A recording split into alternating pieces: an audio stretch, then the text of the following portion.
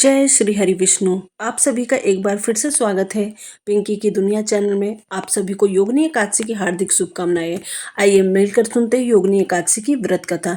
हिंदू धर्म ग्रंथों में हर एकादशी का अपना अलग महत्व है। इन्हीं एकादशियों में से एक एकादशी है आषाढ़ माह के कृष्ण पक्ष की एकादशी, जिसे योगिनी एकादशी कहते हैं। माना जाता है कि योगिनी एकादशी का उपवास रखने से समस्त पापों का नाश होता है और इस लोक में भोग और परलोक में मुक्ति मिलती है।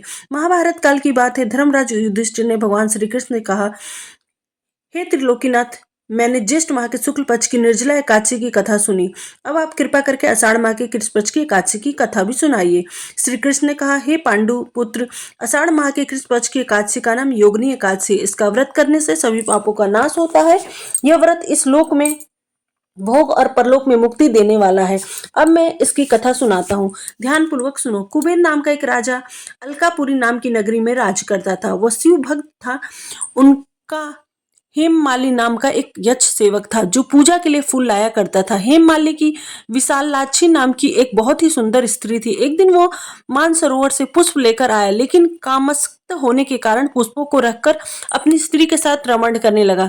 इस भोग विलास में उससे दोपहर हो गई। हेमा माली की राह देखते देखते जब राजा कुबेर को दोपहर हो गई तो उसने क्रोधपूर्वक अपने सेवकों को आज्ञा दी कि तुम लोग जाकर पता लगाओ कि हेम माली अभी तक पूजा के लिए फूल लेकर क्यों नहीं आया। जब सेवकों ने उसका पता लगाया तो राजा के पास जाकर कहा कि राजन, वो हेम माली अपनी स्त्री के साथ रमण कर रहा है।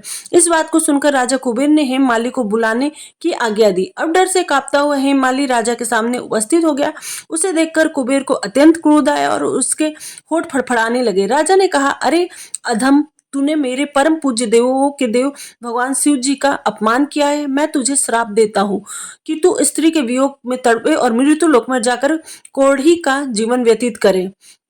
कुबेर के श्राप से वो उसी क्षण स्वर्ग से पृथ्वी पर आ गिरा और कोढ़ी हो गया। उसकी स्त्री भी उससे बिछड़ गई। मृत्यु लोक में आकर उसने बहुत से भयंकर कष्ट भोगे, किंतु शिव की कृपा से उसकी बुद्धि मलिन न हुई और पूर्व जन्म की शुद्ध उसे अब तक रही। अनेक कष्टों को भोगता हुआ वो अपने पूर्व जन्म के कुकर्मों को याद करता हुआ हिमालय पर्वत की तरफ चल पड़ा। चलते चलते वह मार्कंडेय ऋषि के आश्रम में जा पहुंचा। वह ऋषि अत्यंत तपस्वी और वृद्ध थे। वह दूसरे ब्रह्मांड के सम्मान प्रतीत हो रहे थे। उनका वह आश्रम ब्रह्मा की सभा के समान शोभा दे रहा था। ऋषि को देखकर हेममाली वहां गया और उन्हें प्रणाम करके उनके चरणों में गिर पड़ा। हेममाली को देखकर मार्कंडेय ऋषि ने कहा, तूने कौन से निष्कर्म किए हैं जिसे तू कोढ़ी हुआ है और भयानक कष्ट भोग रहा है।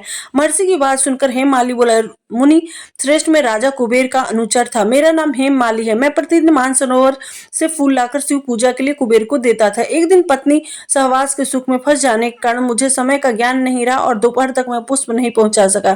तब उन्होंने मुझे श्राप दिया कि तुम अपनी स्त्री का वियोग और मृत्यु लोक में जाकर कोढ़ी बनकर दुख भोगोगे। इस कारण मैं कोढ़ी हो गया हूँ, पृथ्वी पर आकर भयंकर कष्ट भोग रहा हूँ।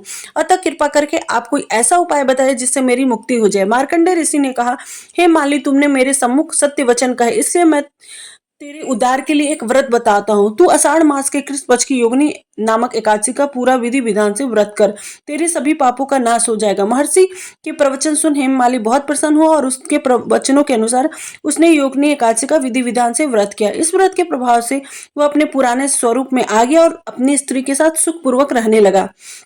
भगवान श्री कृष्ण ने कहा, हे राजन, इस योगिनी एकादशी की कथा का फल 88,000 ब्राह्मणों को भोजन कराने के बराबर है। इसके व्रत से सभी पापों का नाश होता है और अंत में मोक्ष प्राप्त करके प्राणी स्वर्ग का अधिकारी बनता है। तो यह थी आज की व्रत कथा। आपको यह कथा कैसी लगी हो कमेंट करके जरूर बताइए। कथा अच्छी लगी हो तो लाइक करें, शेयर करें और अभी मेरे चैनल पिंकी की दुनिया को सब्सक्राइब करना ना भूले। धन्यवाद।